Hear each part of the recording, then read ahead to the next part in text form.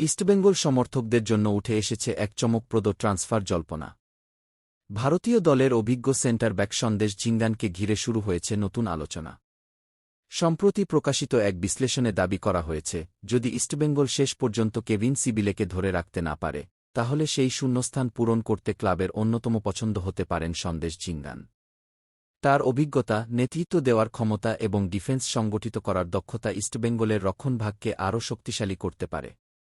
৩২ বছর বয়সী এই ভারতীয় আন্তর্জাতিক ফুটবলার বর্তমানে এফসি গোয়ার অধিনায়ক। এর আগে তিনি কেরালা ব্লাস্টার্স, মোহনবাগান এবং বেঙ্গালুরু এফসির মতো ক্লাবের হয়ে খেলেছেন। জাতীয় দলের জার্সিতেও দীর্ঘদিন ধরে গুরুত্বপূর্ণ ভূমিকা পালন করে আসছেন। যদি ভবিষ্যতে এই ট্রান্সফার বাস্তবায়িত হয়, তাহলে লালহলুদের রক্ষণভাগে অভিজ্ঞতার বড় সংযোজন হবে বলেই মনে করছেন অনেকেই। এখন দেখার বিষয়, ইস্টবেঙ্গল কি সত্যিই সন্দেশ ঝিংগানকে দলে নিয়ে বড় চমক দিতে পারে, নাকি এই ট্রান্সফার শুধুই গুঞ্জন হয়েই থেকে যায়।